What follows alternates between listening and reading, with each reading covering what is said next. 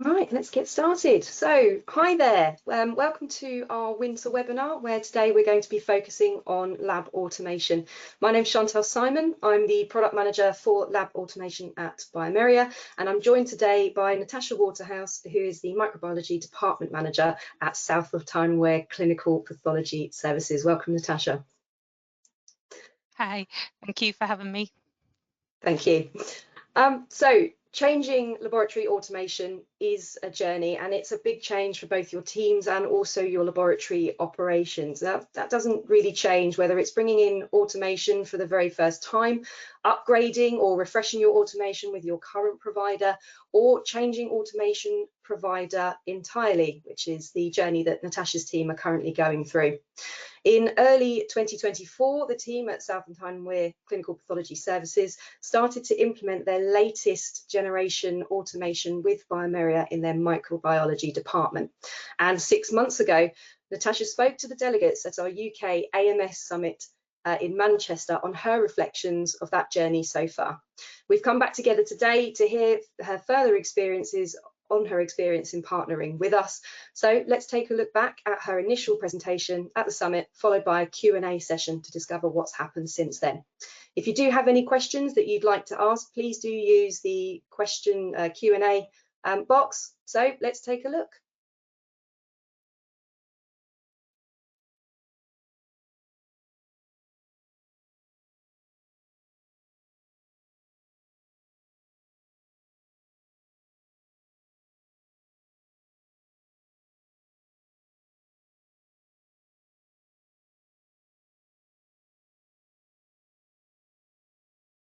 bioMerieux have asked me to come to talk about automation implementation. So at present, we are a BD Keystra customer, but we are going to move into second generation automation and refresh our BD Keystra with a WASP lab solution, so complete change. So I'm just going to give you a bit of background about why we implemented lab automation. It was way back in 2012. We all started talking about coming together as three trusts. We were three separate trusts and we were under a lot of financial pressure.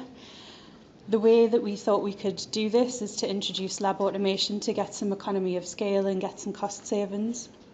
Everybody had looked at individual cost saving programs across the three separate sites, separate labs. And we had basically exhausted every which way we could to save money. So we felt that consolidation was the way forward and what we should do to give the trusts some financial relief. So that involved transformational change. At Gateshead, we were very lucky to already have a BD Keystra inocular, so we'd had the first sort of part of Keystra installed in our Gateshead lab. We also had Brooker Multi-Toff Vitech too, so we were quite far ahead with automation. And we had a POS 720 plate labeler, which we got probably the mid-2000s and thought was the best thing ever because it got rid of marker pens, and we could print labels on our plates. And of course, at that time, there was also the political and the cultural considerations. So there was lots of reports coming out from the government about how we could achieve savings by consolidating pathology services. And that's what we did. So just to go through the national drivers of why pathology is being consolidated and continues to be consolidated today. So the population's increasing from 2023 by 5 million to 58 million. People over 75, people are living longer, so that's rising from 8% to 10% of the population. People over 85 are increasing as well, and the over 65-year-olds account for 68% of emergency bed days. 1 in 3 of the population also have long-term health conditions, and they account for half of all GP appointments. 64% of outpatient appointments, 70% of inpatient bed days, and 30% of the population account for 70% of the overall spend in pathology. So it's everybody's living longer and hopefully living longer and better lives, and it's putting a lot of pressure onto the healthcare system. So this is all data, but there's a funding gap in the NHS, which we all know about. We're all being asked to do more with less funding. and we all find it incredibly difficult in the laboratories. So a bit of background about where we are in Tyneside. So this is sort of the geographical area of Tyneside. We've got a population of around about 650,000 people. And we cover Gateshead, which is a 600-bed hospital. South Tyneside is slightly smaller, 300-bed hospital, and Sunderland is the largest of the three at a 900-bed hospital. At the point these slides were put together, we were 3 acute trusts, but actually Sunderland and South Tyneside have come together now. And so there's 2 acute trusts and 3 CCGs that have all come together. And also not to be underestimated is the cultural differences. We're quite close together geographically, but the difference between Sunderland supporters and Newcastle supporters is quite big. And this slide was put together by a colleague who's a Sunderland supporter, so that's why the Sunderland badge is in front of the Newcastle one. If it was me, it would be the other way around. So it really isn't to be underestimated. So back in 2012, and even before that, when Gateshead was standalone before we merged into 3 labs, we had this ethos that we were going to provide care for life, because pathology services go from before birth until into the mortuary. So it's care for life, but it's not just care for life, it's world-class care for life. So in Gateshead, and now as the south of Tyne and Wear pathology service, what we're doing is we're constantly improving our pathology services. We're looking for best practice, and we're trying to be as innovative as possible. So at the time that we came together, we did have a partnership with BD Keystra, but we did look at bioMerieux's equipment at that time, but bioMerieux's was more a joined up thinking approach with Myla and all the modular pieces of equipment. Our management at the time wanted to go for almost like a biochemistry tracked solution to try and get that automation in, like big bang with microbiology, so we went for Keystra. So the challenges when we opened the new laboratory in 2014 was that we had a new custom adapted facility. We had the old laundry site at Gateshead, which was basically fitted out for pathology. It was a blank canvas, was totally empty when we moved in. We thought we had loads of space. If you're ever designing your own pathology lab and you're going from scratch, double the size of what you think you need, because you'll move in and you'll fill the space and then some, and you'll still need some more space. So make it bigger. We had all the new equipment. Everything that was put into the new pathology building was brand new. We hadn't touched it before. We had a whole Keystra track put in, and then we spent a manic weekend trucking everything from the old labs into the new facilities. One casualty was an anaerobic cabinet. It fell off the back of a lorry, and basically we had to get it replaced because it was broken. We had a new staffing structure, which I'll move on to talk about in a little while, but basically 3 labs were consolidated into 1. We also had new IT infrastructure, so we had 3 different LIMS systems that we had to combine into 1 LIMS system, and we had to get all the interfacing sorted for all the new equipment, which again, I'll move on to that, wasn't very successful. And then we had new processes. I'm sorry to all the medics in the room, but we had 8 or 9 consultant BMSs at that time, and we needed to get them all to agree on a standardised SOP, and that was like torture, trying to get them all to conform to do one process. Absolute nightmare. And we also had the new logistics. So because during the consolidation it was decided we didn't need a hot lab site at Sunderland and South Tyneside, all the samples had to get to Gateshead site in a reasonable time frame to allow urgent microbiology testing to be done. So lots of things going on in 2014. And then this is just some pictures of what the lab actually looks like. So what we wanted was a lab that was fit for purpose, both at the time and for the future. So we do say it a lot, but we did get a lot of state-of-the-art equipment, and it was very shiny and new. And we have a mezzanine level where we take people when they come to visit, and often people will come out and go, wow, it's amazing. But for us, it's like, oh yeah, it's great, yeah, we've seen it. It was totally worn off for us. We are just like, yeah, this is the lab. And I think we forget how amazing our lab actually is. And then just some more pictures of it. Basically, that's the outside of it, the custom-built building. That's a view from the mezzanine level, so looking down, it is like a pretty much like a big factory. We've just had our UCAS assessment, and our UCAS assessor said there's the potential for it to feel like a factory, but luckily the staff have made it such a nice place to work that you don't get that factory feeling when you walk in. It still feels like a microbiology lab. And that's biochemistry down at the other end. Little gripe, they got the windows. Microbiology didn't get the windows, so we were a bit upset about that, but is what it is. We'll not argue. And this is basically the floor plan of what the lab looks like. So the big box down on the right-hand side is BD Keystra, because Roche didn't know how to draw it, so they just put a box in. And this is our lab. So we take up quite a big footprint of the lab space. And that was amazing when we moved in.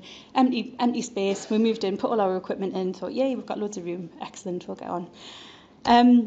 So our workload, we're approaching about 1 million samples a year now. A lot of that is broken down there. I'm not going to go through every single one. But I didn't put a slide in about our urines, and I'm thinking I should have probably done that, because our urine samples we changed way back in 2012. We started to do microscopy to screen out negatives. So our negative urine samples that aren't indicative of any infection go out within a couple of hours. So that goes straight out to the GPs and the wards. Our positive urines then go on to be cultured using the mass urea, which gives us extended panel plus carbapenemase screening. So that's really been quite beneficial to the laboratory. And then, like I say, we've got a raft of other tests that we do. That's just a snapshot. CSF PCR was really beneficial as well. We snuck that in with COVID, so we got a biofire off the back of COVID testing, and then when nobody was looking, I basically just snuck CSF PCR in, so we don't have to send that off to Newcastle anymore, and the samples are done really quickly and returned to the paediatricians, and that's got a really positive impact. Had I had to write a business case for it, there's no way I would have got that in, so that, you know, COVID did have some benefits. So the BD Keystra, I've put happy smiley faces over the top of all of my staff, because they're not always happy and smiley. But basically, this was the inocular, as I said, was installed in Gateshead in 2012, and then we picked that up. The inocular is the sort of bit in the bottom left, where you do all your plate labeling and stuff. We picked that up and brought that down to the main new build. We had staff resistance, so obviously we had the 3 staff coming together from the 3 different sites, so we had to get everybody to like each other for one, which was a struggle, and then get everybody to work together on brand new automation, again a struggle, and staff were really resistant. They didn't think that automation was the way forward. They thought that they could do the work without the automation, but I think now they totally accept that it's not possible to get through that volume of samples without some form of automation.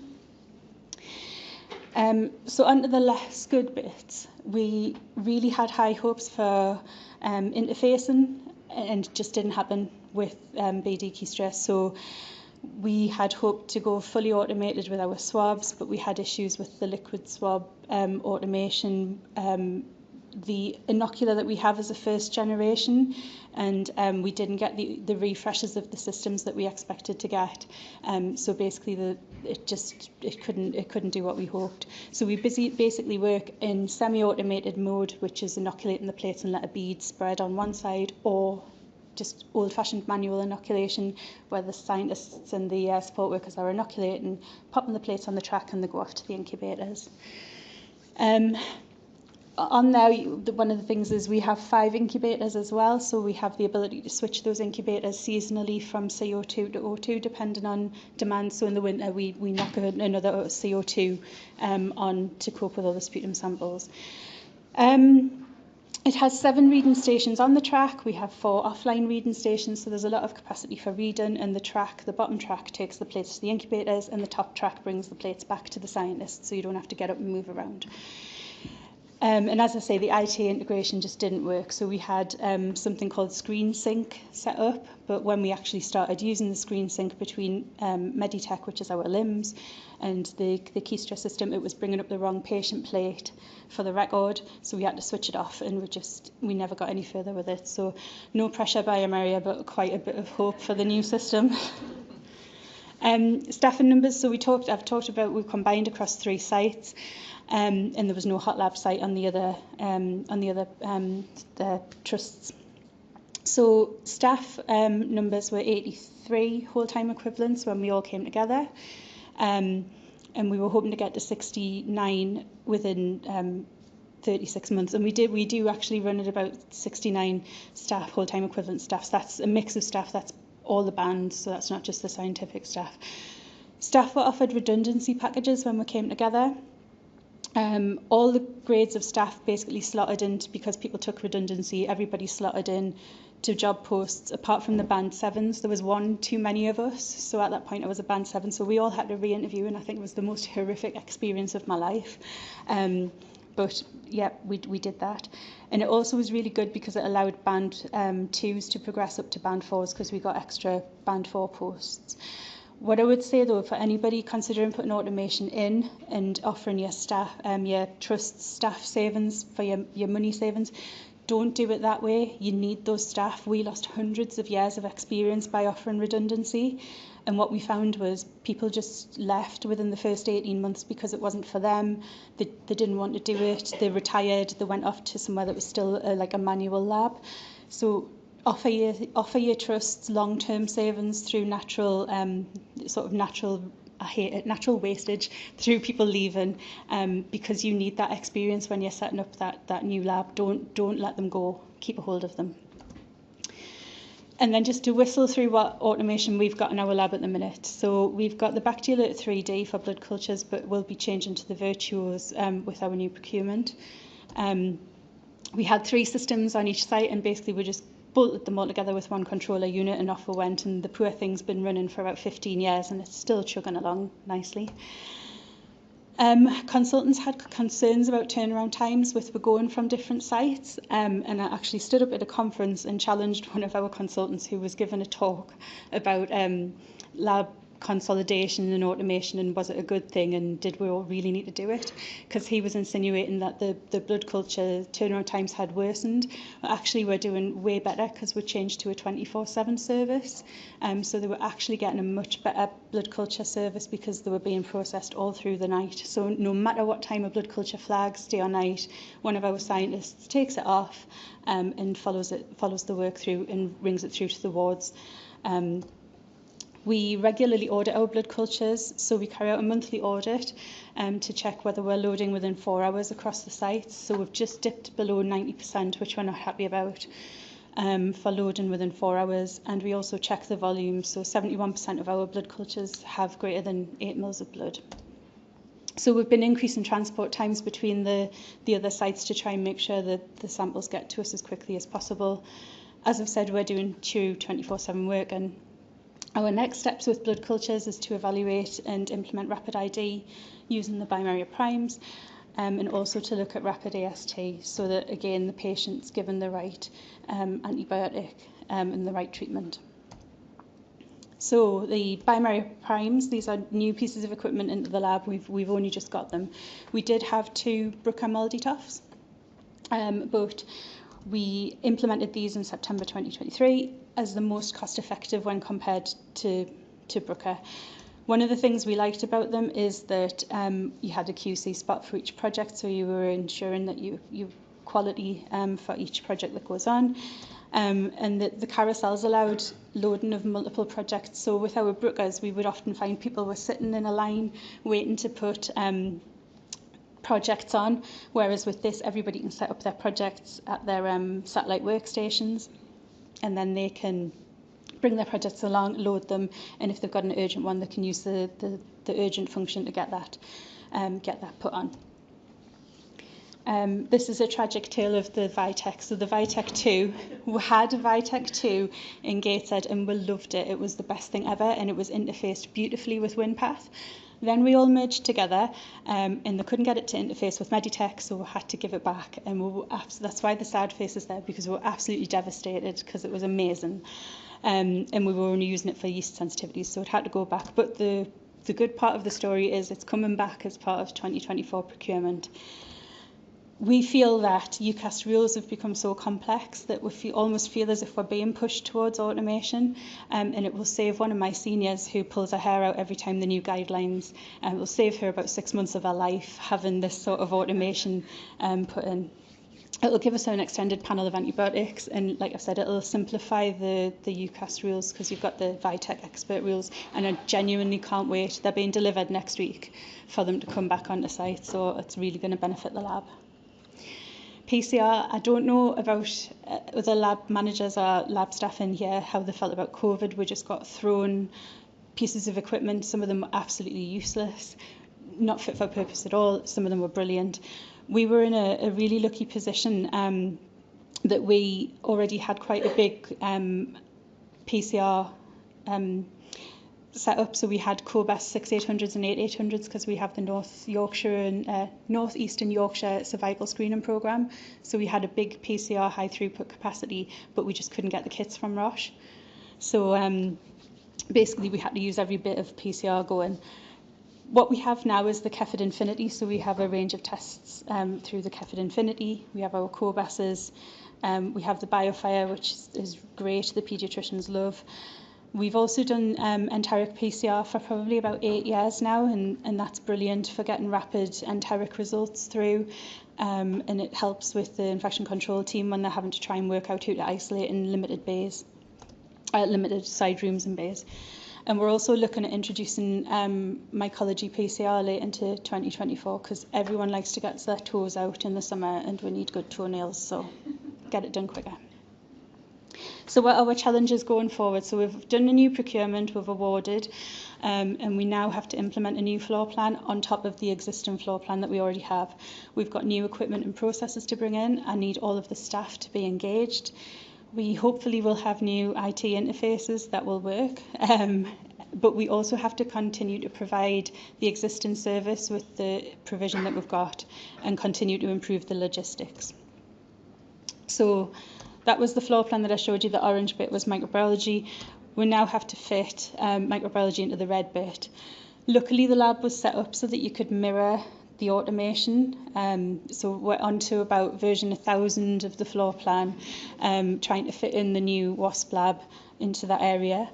But we will do it, hopefully. So it is a logistical nightmare. How is it going to fit?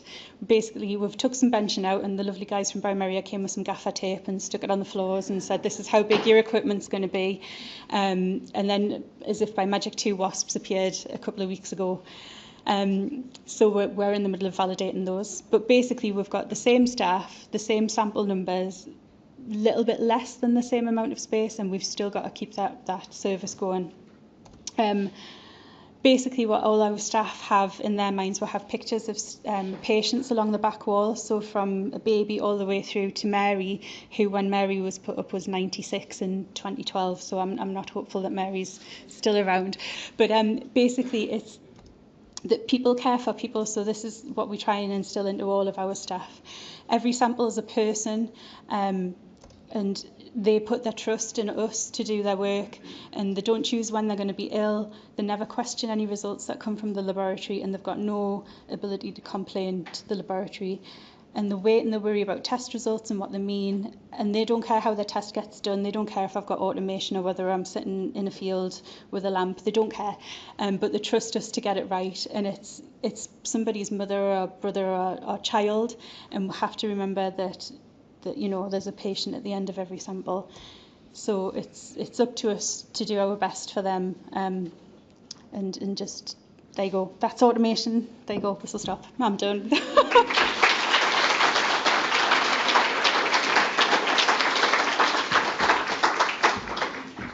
Thank you. I really want to come and visit and have a look around. Sounds fantastic. Do we have any questions at all from the audience? Yep, Kate? Oh, sorry, you have to wait for the mic so they can hear you.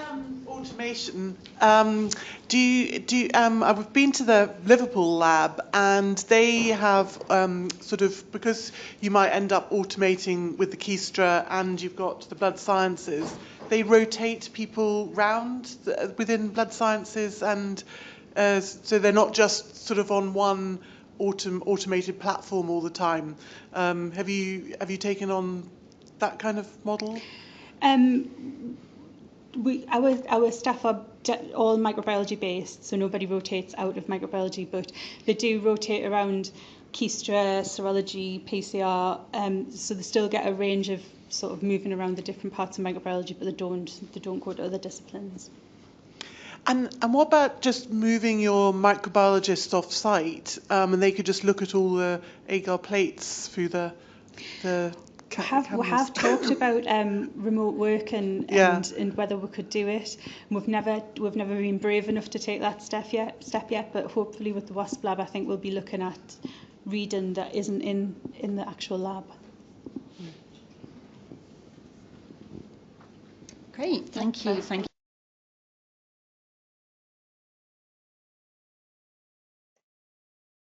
Great, thank you very much. So if you do have any questions off the back of that short video from Natasha's experiences, please do raise them in the Q&A function, and we'd be delighted to put them to Natasha for you.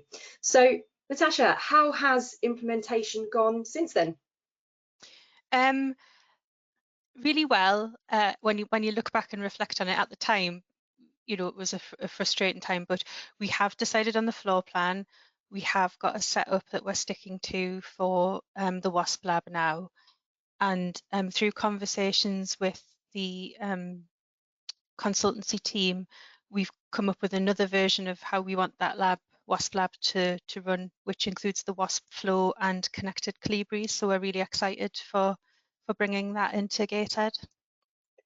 Yeah, fantastic. And how are your staff kind of coping with that change in automation? How do they find it working with those increased levels of automation in comparison to your first generation system? I think they're very excited to see how it goes, but they're also apprehensive because they're a bit worried about what are they going to do. So from our support worker side, when we've explained what the WASP flow does, our support workers have been a little bit unsettled because they feel as if that job's being taken away from them. But I think it's just about finding them another role. There's plenty of other jobs that can be done. It's just we're going to automate this side of the lab. Yeah, absolutely. And I think that's probably one of the biggest things around kind of automation, really, isn't it? That it's there to support your teams do what they do best. Mm-hmm. So you mentioned very briefly that you're looking to introduce enhancements to the WASP Lab solution that's being installed next year. So yeah, the WASP Flow, which is the automated kind of sample sorter, which for some businesses it would be a bulk loader, and then the connected Calibri solution, which is the automated ID and AST preparation machine. And that's going to be connected onto your WASP Lab track. What was the key driver to your decision to expand the scope of the automation? And have you got any insights to share with those that are looking to get a business case through to get that automation in, or perhaps to expand the automation that they have currently? I think the key driver is I really like shiny new things. So if there's a shiny new thing, I quite like to have it. However, sitting down with the lab consultancy team, talking through how the solution was going to work when we were in designing the workflows, it became quite apparent that to have that bulk loader on the front and connect the Calibris was going to be the most efficient way of getting our samples through. And in the long term, once it's up and running and the IT's interfaced, it's actually going to allow us to be a very efficient lab, so that we can cope with what is happening at the moment, which is we're seeing a lot of our scientific staff retire because they're getting to an age where they've decided they can go. And there's not as many scientists coming in the front end anymore. So this is really going to help from that point of view. Also, the WASP flow allows us to bring in liquid-based media. So we've been working with bioMerieux on swapping all of our wards over to liquid-based media. It's been a really good partnership. We've been designing posters. There's a Launchpad website that bioMerieux have made for us where everyone can go and look at information on how to take the swabs. And we're just about to start that next week. So I'm looking forward to that actually kicking off. Yeah, certainly. And it's been really, it's been a real pleasure to support you with that change, because we all know that can have a huge impact on areas completely outside of your control as you look through, the trust estates and potentially out to serving GPs as well. So no, that's fantastic. Thank you.